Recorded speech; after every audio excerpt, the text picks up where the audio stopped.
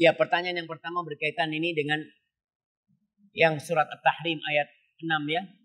Allah mengatakan ya ayyuhalladzina amanu qu anfusakum wa ahlikum nar. Wahai orang-orang yang beriman, jagalah diri kalian dan keluarga kalian dari api neraka. Jadi tugas terbesar seorang ayah, tugas terbesar seorang suami, tugas terbesar seorang ibu, tugas terbesar seorang istri adalah menyelamatkan dirinya dan keluarganya dari api neraka. Kebanyakan yang kita lakukan itu peduli dengan masa depan anak kita untuk dunia. Itu yang kita pedulikan. Kita berpikir anak kita nanti kerja apa sih? Anak kita nanti gimana melanjutkan sekolahnya. Jadi dunia aja. Tidak pernah, bukan tidak pernah ya. Jarang sekali orang tua yang berpikir kira-kira anak-anak ini masuk surga enggak? Di tempat yang mana anak-anak kalau masuk surga? Itu kita kadang-kadang gak berpikir hari itu. Makanya Allah mengingatkan jagalah diri kalian dan keluarga kalian dari api neraka. Apa yang dimaksud dengan menjaga diri kita dan keluarga kita dari api neraka? Para ahli tafsir mengatakan alimuhum wa adibuhum. Menyelamatkan mereka dari api neraka adalah dengan dua hal. Mengajarkan kepada mereka ilmu dan mengajarkan kepada mereka adab, mendidik mereka untuk beretika, berakhlak mulia. Jadi tugas seorang suami kalau bicara istri, tugas suami adalah memilih istri. Jadi nanti akan bertanggung jawab ketika anak-anaknya jadi nggak benar, bisa jadi yang salah bapaknya. Kenapa? Bapak ini dapat ibu dari mana? Nemu di mana abah ibu? Kan kadang-kadang orang menikah dengan wanita nemu di kafe, apa ya, kenalan, terus dinikahin. Kira-kira anaknya gimana nanti? Maka tugas pertama dari mulai memilih pasangan hidup pun itu termasuk menyelamatkan anak dari api neraka. Ketika dia menikah dengan seorang wanita ahlul kitab. Secara hukum, menikahin wanita Nasraniyah Yahudiyah itu boleh. Tapi tetap anak itu harus ikut bapaknya. Kan banyak terjadi di negeri-negeri non-muslim ya.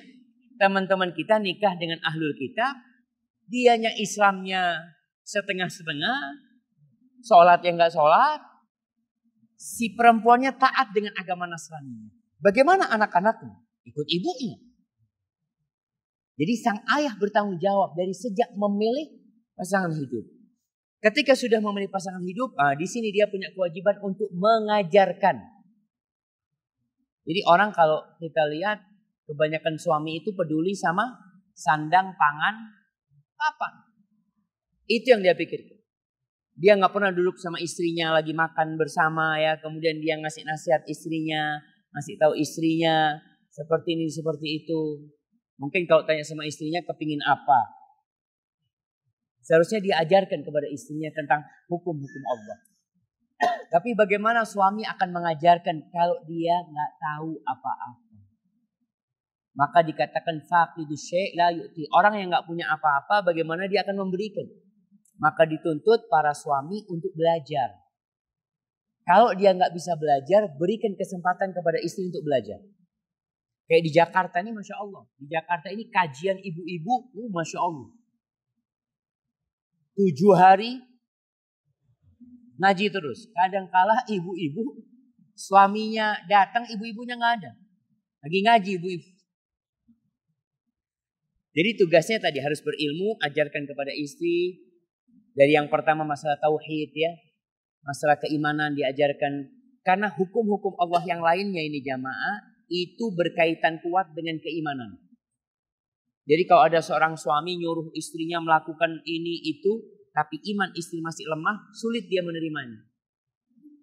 Makanya kalau kita lihat 13 tahun Nabi SAW di Mekah, itu memupuk akidah. Sholat baru turun tahun ke-10 kira-kira. Jadi 10 tahun gak ada sholat yang wajib buat mereka. Mereka sholat di sholat yang wajib belum turun yang 5 waktu itu. Maka didik keimanan ketika imannya kuat. Jadi model kalau bahan dasarnya sudah bagus, tanah kalau kita bicara tanah. Kenapa petani itu sebelum menanam, dia cangkul. Karena untuk menyiapkan dia untuk dikasih jagung umpamanya. Coba kalau petani tanahnya keras dikasih jagung sama dia. Kalaupun tumbuh, jagung itu tumbuh dalam kondisi ya kurus ya, mungkin juga nggak berbuah. Tapi berbeda dengan tanah yang udah dipersiapkan, kemudian ditumbuhkan. Setelah itu nggak dibiarin, disirami sama dia, dikasih pupuk. Kalau ada sesuatu yang mengganggu sama dia, dibuangin. Begitu pula seorang suami ngajarin istrinya, seorang ayah ngajarin anaknya, sambil terus berdoa dan bersabar. Artinya kalau kita lihat bagaimana sabarnya Nabi Nuh alaihissalam menghadapi istrinya, sabarnya Nabi Lut alaihissalam menghadapi istrinya, ya seperti itu. Jadi para suami pun perlu untuk bersabar. Gak ada kata selesai. Ana udah berapa tahun nih, Ustaz 10 tahun, istri Ana gak mau dikasih tahu. Ya udahlah biarin, nah gak boleh. Kalau memang gak mampu mau dibiarin, biarin, serahkan kepada orang tuanya. Afwan, Ana udah gak mampu didik yang ini. Ana takut ditanya Allah. Ana balikin. Ada yang mau dibalikin? Iya. Kalau si suami nggak mau, udah berhenti, nggak mau ngasih tahu lagi. Karena ada anak kan udah cukup Ustaz, udah capek ngasih tahu. Selama dia istrimu, engkau tetap punya tanggung jawab. Tapi kalau dia sudah punya orang, sudah selesai. Anak, nggak ada orang tua ngomong, anak-anak kan udah dewasa Ustaz, udah menikah. Bukan tanggung jawab aneh, tetap kau kan bapaknya. Tetap ada kewajiban. Maka ya Rasul SAW itu ketika Fatimah menikah, apakah Nabi berhenti mengingatkan Fatimah? Enggak. Malam hari itu Nabi datang ke rumahnya Fatimah SAW. Dibangunin Fatimah sama Ali. Sholat malam, disuruh sholat malam. Bukan sholat 5 waktu sudah. Bukan. Udah tingkatannya udah naik, disuruh sholat malam.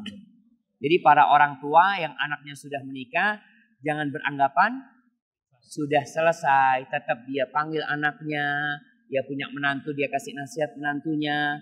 Karena posisi dia tetap sebagai seorang ayah. Seperti itu.